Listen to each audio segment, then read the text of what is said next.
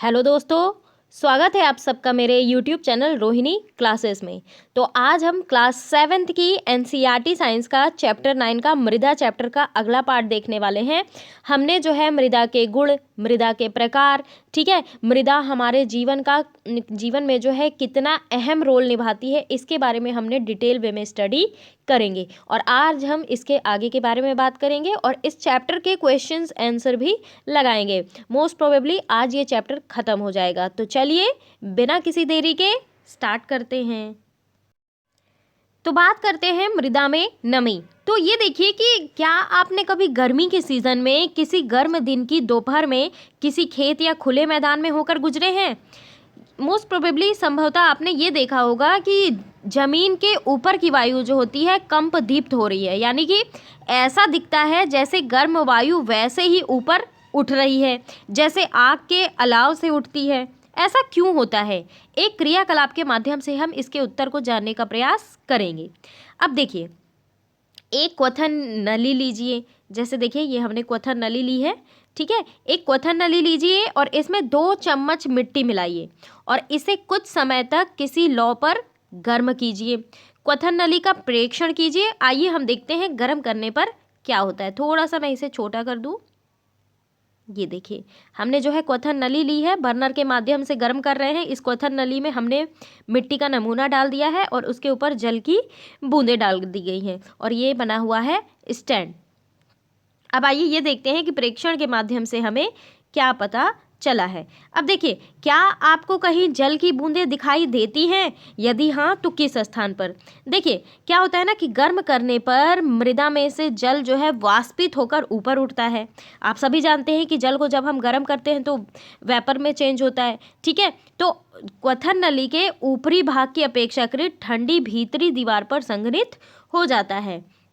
और गर्म दिनों में क्या होता है? गर्म दिनों में मृदा के से जो है ना जल वाष्पन के कारण ऊपर उठती जलवाष्प वायु को जो है अपेक्षाकृत और ज़्यादा सघन कर देती है। इससे क्या होता है? इससे ये होता है कि सूर्य के प्रकाश के परावर्तन के कारण ना मृदा के ऊपर की वायु हमें जो है कंपदीप्त प्रतीत होती है। यानी कि मृदा को गर्म करने के बाद इसे क्वथन नली में से बाहर निकाल लें और इसकी तुलना उस मृदा से करें जिसे गर्म नहीं किया गया हो, ठीक है। ये चीज़ ध्यान रखना है। अच्छा, अगली बात ये करते हैं कि मृदा द्वारा जल का अवशोषण। क्या सभी प्रकार की मृदा जो है समान मात्रा में जल का अवशोषण करती है? जैसा कि मैंने आपको बताया था, जब मैं मिट्टी के प्रकार बता रही थी तो मैंने बताया था आपको कि काली मिट्टी जो है वो मृदा का सबसे ज़्यादा अवशोषण करती है, ठीक है, क्योंकि जो है उसमें बहुत बारीक कण होते हैं। अब आइए एक क्रियाकलाप के माध्यम से इसको भी समझने का प्रयास करते हैं। देखिए प्लास्टिक की एक आप कीप लो, ठीक है। फिल्टर पेपर या फिर समाचार पत्र के कागज़ का एक टुकड़ा लेकर उसे मोड़कर, ठीक है, कीप में लगा लीजिए। अब किसी मृदा के शुष्क पाउडर का 50 ग्राम तौलकर उसे कीप पर लगाएं और फिल्टर पेपर पर डालिए। अब किसी मापन सिलेंडर में जल लेकर उसकी माप नोट कर लीजिए। अब जल को जो है बूंद बूंद करके कीप में रखी मृदा में डालिए और इस कार्य के लिए ड्रॉपर का उपयोग भी आप कर सकते हैं। सारा जल एक ही स्थान पर न गिरकर उसे जो है पूरी मृदा पर डालिए। जल डालना तब तक जारी रखिए तब जब तक वह रिस कर कीप से नीचे गिरना ना आरंभ कर दे। तो मापन सिलेंडर में जो है बचे जल को माप कर उसे आरंभिक माप में से घटा लें, जिससे आपको मृदा द्वारा जल धारण किए गए जल की आयतन ज्ञात हो जाएगा और अपने परिणामों को नोटबुक में जो है नोट डाउन कर लीजिए। तो ये देखिए चित्र के माध्यम से प्रदर्शित हो रहा है, कीप लिया गया है, ड्रॉपर की सहायता से जो है वाटर डाल रहे हैं, ये फिल्टर पेपर है और ये एक बीकर है। तो मृदा में जल का अवशोषण जो है इसमें दिखा रहा है। तो देखिए मृदा का द्रव्यमान भार 50 ग्राम है, ठीक है। मापन सिलेंडर जल का आरंभिक आयतन UmL और मापन सिलेंडर जल का अंतिम आयतन VmL अगर है तो कैसे निकालेंगे? मृदा द्वारा अवशोषित जल के आयतन को U - VmL कर देंगे और मृदा द्वारा जो है अवशोषित जल के द्रव्यमान को U - V ग्राम कर देंगे। तो अवशोषित जल का प्रतिशत किस प्रकार निकालेंगे? U - V / 15 × 100। और इस क्रियाकलाप के द्वारा ना मृदा के विभिन्न नमूनों के साथ दोहराइए। जैसे आप एक थोड़ा सा दोमट मिट्टी ले लीजिए, थोड़ा सा लाल मिट्टी ले लीजिए, थोड़ा सा काली मिट्टी ले लीजिए, ठीक है, थोड़ा सा बलुई मिट्टी ले लीजिए और देखिए कि जल जो है कौन सी मिट्टी में जल का एब्जॉर्प्शन करने की पावर सबसे ज़्यादा है। तो ब्लैक सॉइल तो आपको पता ही है, ठीक है। पूछा भी गया है कि किस प्रकार की मृदा में अंतःस्त्रवण दर सबसे अधिक होगा, तो काली मिट्टी में क्यों? क्योंकि मिट्टी जो होती है बहुत ज़्यादा मृणमय टाइप की होती है, ठीक है, छोटे छोटे कण जो होते हैं ज़्यादा मात्रा में होते हैं, और कण जो होता है ना कस कर जुड़े होते हैं, अधिक जल धारण करते हैं, इनका वजन भी होता है जो ज़्यादा होता है, और इस मिट्टी में ह्यूमस की मात्रा भी बहुत अधिक होती है, ठीक है। और किस प्रकार की मिट्टी में अंतःस्त्रवण दर जो है सबसे कम होगी? तो बलुई मिट्टी में होगी। क्यों होगी? पहला रीज़न, बड़े कणों के मात्रा जो है ज़्यादा होगी। दूसरा जो है इसका वजन कम होगा। तीसरा, ह्यूमस की मात्रा जो होती है कम होती है, और इसलिए ये जो है जल कम धारण करती है। एक चीज़ और जान लीजिए आप लोग, ग्राम और किलोग्राम वास्तव में द्रव्यमान के क्या हैं? मात्रक हैं। और 1 ग्राम जो होती है ना द्रव्यमान की वस्तु के भार जो है 1 ग्राम भार होता है, और 1 किलोग्राम जो होता है जो द्रव्यमान की वस्तु के भार का 1 किलोग्राम भार होता है। यद्यपि ये कहने का मतलब है कि दैनिक जीवन में और वाणिज्य और उद्योग में ना द्रव्यमान और भार के बीच जो है सामान्यतः अंतर नहीं किया जाता। द्रव्यमान और भार में जो है लेकिन अंतर होता है, ये हम उच्च कक्षा में पढ़ेंगे। अभी हम अपने टॉपिक पे फिर से वापस लौटते हैं। तो अब बात करते हैं मृदा और फसलें। देखिए, भारत में विभिन्न प्रकार की फसलें जो हैं उगाई जाती हैं विभिन्न प्रकार की मृदा में। कुछ क्षेत्रों में मृदमय मृदा होती है, कुछ में दुमटी मृदा होती है, जबकि कुछ क्षेत्र में बलुई मृदा पाई जाती है, ठीक है। तो पवन, वर्षा, ताप, प्रकाश, आर्द्रता के द्वारा ना मृदा भी प्रभावित होती है। अब ये कुछ प्रमुख जलवायु यानी कि जलवायु से संबंधित कारक हैं जो मृदा परिच्छेदिका को प्रभावित करते हैं और मृदा की संरचना में भी परिवर्तन लाते हैं। तो जलवायु के जो कारक हैं और मृदा के घटक सम्मिलित रूप से ना किसी क्षेत्र विशेष में उगने वाली वनस्पति और फसलों की किस्मों पर भी डिपेंड करता है। अब आप ये सोचिए कि हम क्यों बोलते हैं कि उत्तरी भारत में गेहूँ चावल ज़्यादा पैदा होता है, और जो है दक्षिणी भारत में केले वगैरह ज़्यादा पैदा होते हैं, ठीक है। तो ये सब हम क्यों बातें करते हैं? हम मिट्टी की वैरायटी की वजह से ही तो करते हैं। अब देखिए, मृदमय और दुमटी मृदा दोनों ही गेहूं और चने की फसलें के लिए जो है खेती करने के लिए उपयुक्त होती है। अब ऐसी मृदा की जल धारण करने की क्षमता अच्छी होती है, और धान की खेती के लिए जल अधिक चाहिए, आप सभी को पता ही है, ठीक है। धान के लिए जो है मृत्तिका और जैव पदार्थ से समृद्ध और अच्छी जल धारण करने वाली जो है मृदा आदर्श होती है।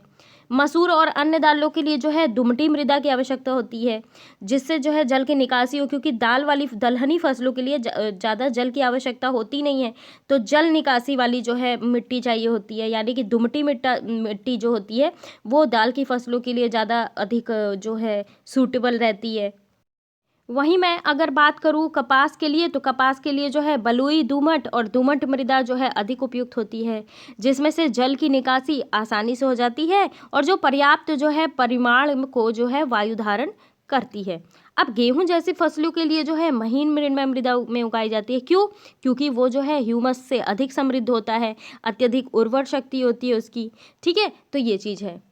अच्छा, अब आइए एक केस स्टडी करते हैं। बात करते हैं जॉन, रशीदा और राधा मध्य प्रदेश के सुहागपुर नामक स्थान के लीलाधर दादा और संतोष मालवी के घर गए। लीलाधर दादा सुराही, मटका, कुल्हड़ ये सब बनाने के लिए मिट्टी तैयार कर रहे थे। अब उन तीनों ने लीलाधर दादा के कार्य के विषय में बातचीत की। जॉन ने देखिए क्या कहा। जॉन ने कहा, आप मिट्टी कहाँ से लाए? तो दादा ने बोला, हम किसी बंजर भूमि से काली मिट्टी लाते हैं। तो राधा ने बोला, मिट्टी को कैसे तैयार किया जाता है? दादाजी ने बोला कि सूखी मिट्टी को किसी बड़ी टंकी में डालकर उससे जो है कंकड़ पत्थर ये सब बीन लिए जाते हैं, और कंकड़ पत्थर हटा देने के बाद जो है मिट्टी को लगभग 8 घंटे के लिए भिगो दिया जाता है। अब इस मिट्टी में घोड़े की लीद की जो है कुछ मात्रा मिलाकर उसे गूंद लिया जाता है, जैसे आटा गूंदा जाता है, और गूंदी हुई जो है मृदा को चौक पर रखकर उचित यानी कि मनचाहा आकार दे दिया जाता है। अब किसी वस्तु को अंतिम स्वरूप देने के लिए हाथ का उपयोग किया जाता है, और इस प्रकार बनाई गई वस्तु को जो है 2 से 3 दिन तक सुखाने के बाद उसकी रंगाई की जाती है, और शुष्क वायु में सुखाने के बाद सभी वस्तुओं को उच्च ताप पर भट्टी में पकाया जाता है। तो रशीदा ने बोला कि मृदा में घोड़े की लीद क्यों मिलाई जाती है? दादा ने कहा पकाने के प्रक्रम में घोड़े की लीद जो होती है वो जल जाती है, जिससे मृदा के पात्र में सूक्ष्म छिद्र जो है वो रह जाते हैं। ठीक है, और इसी कारण मटके और सुराही के जल जो है ना अंतःस्रावित होकर उनकी बाहरी सतह में आ जाते हैं, और इसीलिए जो है वहाँ से यह वाष्पित हो जाता है, जिससे घड़े और सुराही में रखा जल जो है वो ठंडा हो जाता है। दादा ने बताया कि सोहागपुर में बनी सुराहियाँ और मटके दूर दूर तक प्रसिद्ध हैं। और ये देखिए कैसे चाक पे जो है मटका बनाया जा रहा है ना। तो ये मिट्टी के बर्तन जो है बनाते हुए दिख रहे हैं। अब ये एक बहुत इंपॉर्टेंट टॉपिक है जो एग्जाम पॉइंट ऑफ व्यू से बहुत पूछा जाता है, मृदा अपरदन किसे कहते हैं? तो जल, पवन और बर्फ के द्वारा ना मृदा की जो है यानी कि मिट्टी की ऊपरी सतह का हटना, किसके कारण? जल के कारण हो या पवन के कारण हो या बर्फ के कारण, अगर मृदा की ऊपरी सतह हटती है तो वो क्या कहलाती है? अपरदन कहलाती है। तो पादप की जड़ें जो होती हैं मृदा को मजबूती से क्या करती हैं? बांधे रखती हैं, और पादपों की अनुपस्थिति में मृदा जो है ढीली हो जाती है। ठीक है, इससे ये जो है पवन और प्रवाही जल के साथ बह जाती है। और मृदा का अपरदन जो है ना मरुस्थल और बंजर भूमि जैसे स्थानों में जो है अधिक होता है, जहाँ की सतह पर बहुत कम और जो है कोई वनस्पति नहीं होती। तो वृक्षों की कटाई और वनोन्मूलन को रोका जाना चाहिए और हरित क्षेत्रों को बढ़ाने का प्रयास किया जाना चाहिए, क्योंकि हरित क्षेत्र है तो मिट्टी है, और मिट्टी है तो हरित क्षेत्र है, और ये दोनों हैं तो हम हैं। ठीक है, आगे बढ़ते हैं। अब हम जो है इस चैप्टर में देखेंगे कि हमने क्या क्या सीखा। तो हमने जो है मृदा पृथ्वी पर जीवन के लिए बहुत ज़्यादा महत्वपूर्ण है। ठीक है, किसी स्थान की मृदा परिच्छेदिका वहाँ की मृदा की विभिन्न परतों का परिच्छेद होती है, और ये परतें क्या कहलाती हैं? संस्तर, संस्तर स्थिति कहलाती हैं। तो मृदा जो होती है विभिन्न प्रकार की होती हैं। मृण्मय बहुत छोटे छोटे कण, दुमटी उससे थोड़े बड़े कण, और बलुई बड़े बड़े कण। ठीक है, और विभिन्न प्रकार की मृदा में ना जल की अंतःस्रवण की दर जो होती है वो भिन्न भिन्न होती है, और ये जो दर है बलुई मृदा में सबसे अधिक और मृण्मय मृदा में सबसे कम होती है। एग्जाम पॉइंट ऑफ व्यू से देखिए बहुत इंपॉर्टेंट कि बलुई मृदा में जल धारण करने की क्षमता सबसे कम होती है, और मृण्मय मृदा में जल धारण की क्षमता जो होती है सबसे अधिक होती है। अगला है विभिन्न प्रकार की फसलों को उगाने के लिए विभिन्न प्रकार की मृदा जो होती है वो उपयुक्त होती है, जैसा कि अभी हमने देखा। ठीक है, तो मृत्तिका यानी कि चिकनी मिट्टी और दोमट मिट्टी जो है गेहूं, चना, धान को उगाने के लिए उपयुक्त है, और कपास को उगाने के लिए बलुई दोमट मृदा जो है में उगाया जाता है। और मिट्टी जो है अपने में जल को रोके रखती है, जिससे जो है मृदा आर्द्रता और मृदा नमी कहते हैं। ठीक है, और मृदा की जल को रोके रखने की क्षमता या जल धारण क्षमता जो है ना विभिन्न फसलों के लिए महत्वपूर्ण है। अब मृत्तिका जो होती है यानी कि चिकनी मिट्टी का उपयोग बर्तनों, खिलौनों, मूर्तियों को बनाने के लिए किया जाता है। अब जो है इस चैप्टर के क्वेश्चंस देखेंगे। हमें जो है सबसे पहले ऑप्शनल वाले क्वेश्चन बताने हैं, तो बताना है कौन सा जो है ऑप्शन सही है। तो सैल कणों के अतिरिक्त मृदा में होते हैं, तो क्या होते हैं? खनिज, जैव पदार्थ, वायु और जल। ठीक है, अगला है जल धारण क्षमता सबसे अधिक होती है, तो किस में होती है? मृण्मय मृदा में। आगे बढ़ते हैं, और इसका आंसर बताना है, सही जोड़ी का मिलान करना है। ठीक है, तो जीवों को आवास देने वाली, तो ये क्या है? सभी प्रकार की मृदा। मृदा की ऊपरी परत किस कलर की होती है? गहरे रंग की। बलुई मिट्टी बड़े कण होते हैं इसके। मृदा की मध्य परत जो होती है क्या होती है? ह्यूमस की कम मात्रा। और मृण्मय मृदा जो होती है सघन छोटे कण। अगला क्वेश्चन है समझाइए कि मिट्टी कैसे बनती है, यानी कि मृदा कैसे बनती है। आप सभी को मैंने बताया था कि चट्टानों के अपक्षय की प्रक्रिया के माध्यम से मिट्टी का निर्माण होता है, और अपक्षय जो है वो पृथ्वी की सतह पर या उसके आसपास चट्टानों और खनिज के भौतिक विघटन या फिर कह लीजिए कि रासायनिक अपघटन की एक प्रक्रिया है। ठीक है, और ये जो है ना भौतिक और रासायनिक अपघटन मुख्य रूप से हवा, पानी और जलवायु द्वारा किया जाता है, और इन प्रक्रियाओं के परिणाम स्वरूप ना बड़े रॉक जो होते हैं यानी कि बड़े चट्टान जो होते हैं छोटे छोटे टुकड़ों में, और फिर जो है उसके बाद मिट्टी में बदल जाते हैं। अगला क्वेश्चन है, मृण्मय मृदा किस प्रकार की फसलों के लिए उपयोगी है? तो सबसे पहले आपकी इसकी फीचर्स जान लीजिए। इनमें बहुत अच्छी जल धारण करने की क्षमता होती है, ठीक है, और इनमें कार्बनिक पदार्थ यानी कि ह्यूमस बहुत अधिक होता है। तो ये जो है ना, गेहूं, चना, धान जैसी फसलों को उगाने के लिए मिट्टी जो है पानी को बनाए रखने के लिए अच्छी है और कार्बनिक पदार्थों से भरपूर ही है, और इसलिए इन विशेषताओं के कारण मिट्टी जो है मृदा को इस तरह के फसलों के लिए उपयोग होते हैं। अगला क्वेश्चन है, मृण्मय मृदा और बलुई मृदा के बीच अंतर बताइए। तो सबसे पहले हम मृण्मय मृदा के बारे में बात कर लेते हैं। सबसे पहली चीज, छोटे कणों की मात्रा ज़्यादा होती है। दूसरी चीज, कण कस कर जुड़े होते हैं। तीसरी चीज, अधिक जल धारण कर सकते हैं। चौथी चीज, इनका वजन जो होता है ज़्यादा होता है। पांचवी चीज, ह्यूमस की मात्रा ज़्यादा होती है। वहीं पे अगर मैं बलुई मिट्टी की बात करूँ तो बलुई मिट्टी की पहला रीज़न ये है, बड़े कण की मात्रा जो है ज़्यादा होती है, ठीक है। और मैंने उसमें क्या बताया था, मृण्मय मृदा में कण को कसकर जुड़े होते हैं, तो ये कण को जो है कण से जो है ढीली तरीके से जुड़े होते हैं। कम जल धारण करने की क्षमता होती है इनकी, इनका वजन जो है कम होता है, और ह्यूमस की मात्रा भी जो है कम होती है, ठीक है। आगे बात करते हैं। तो ये ज्ञात करना है कि जो है अनुप्रस्थ, ये तो चित्र बनाने के लिए, ये हमारे काम का नहीं है। अगला देखते हैं। रजिया ने खेत में अंतःस्त्रवण की दर से संबंधित एक प्रयोग किया और उसने देखा कि उसके द्वारा लिए गए मृदा नमूने 200 ml जल को अंतःस्त्रवण करने में 40 मिनट लगे। तो अंतःस्त्रवण की दर परिकलित कीजिए। हमने क्या पढ़ा था, अंतःस्त्रवण की दर निकालने के लिए हम क्या करेंगे, पानी की मात्रा बटे अंतःस्त्रवण का समय, ठीक है। तो पानी की मात्रा कितनी है, 200 ml, ठीक है, और टाइम कितना लगा है, 40 मिनट, ये दिया हुआ है 40 मिनट। तो कितना हुआ, 0 से 0 कट गया, 4 पंचे 20, तो 5 ml प्रति मिनट आएगा इसका आंसर, ठीक है। आगे बढ़ते हैं। समझाइए कि मृदा प्रदूषण और मृदा अपरदन को किस प्रकार रोका जा सकता है।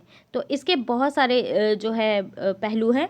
तो मिट्टी में जहरीले यौगिक का लगातार निर्माण को जो है मिट्टी को प्रदूषित किया जा रहा है, और मृदा प्रदूषण को रोकने के लिए ना विभिन्न कारण हैं। तो सबसे पहला कारण ये है कि प्लास्टिक का उपयोग कम करें, ना कि बराबर करें, ठीक है। प्लास्टिक और पॉलीथीन बैग ना मिट्टी की उर्वरता को नष्ट करते हैं, और इसीलिए हर जगह ये लोगो यूज़ होता है, से नो टू प्लास्टिक, से नो टू प्लास्टिक। इसीलिए क्योंकि मृदा की जो है उर्वरा शक्ति घटती जा रही है इसी प्लास्टिक की वजह से, ठीक है। और इसलिए ना इनका सही तरीके से निपटान किया जाना चाहिए, और यदि संभव हो तो इनके उपयोग से बचना चाहिए।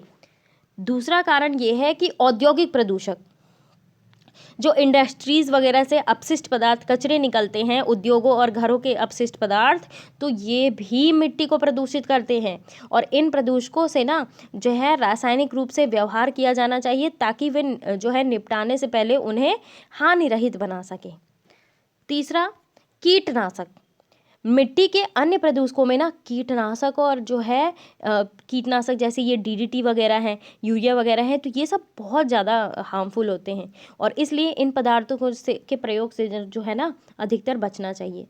और मृदा अपरदन की रोकथाम के लिए हमें क्या करना चाहिए, सबसे पहले जान लीजिए मृदा अपरदन है क्या। वैसे तो मैं बता चुकी हूँ, फिर से एक बार बता देती हूँ।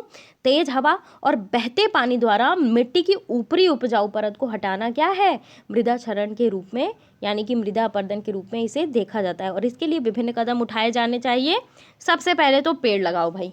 प्रत्येक व्यक्ति जो भी ये वीडियो देख रहा है अपने आसपास पौधे लगाओ, और लगा बस मत दो, उसको सींचो भी, ठीक है।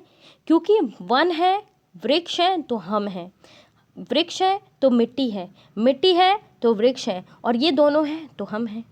तो भाई हमारे अस्तित्व के लिए तो लगाना ही पड़ेगा ना। दूसरी चीज़, जंगल को नीचा दिखाने के लिए स्थानीय लोगों की मदद करिए, और जो है औद्योगिक उद्देश्यों के लिए वनों की कटाई को कम करने के लिए लोगों में जो है जागरूकता फैलाइए। तो आई होप जो है चैप्टर ख़त्म हो चुका है, और यहीं समाप्त करती हूँ मैं इस वीडियो को। कैसा लगा मेरा ये वीडियो ज़रूर आप मुझे कमेंट बॉक्स में बताइए। चैनल को सब्सक्राइब ना किया हो तो ज़रूर कर लें, और बेल आइकन प्रेस करना बिल्कुल भी ना भूलें। गाइस वीडियो को शेयर कर दिया करिए। Thank you very much.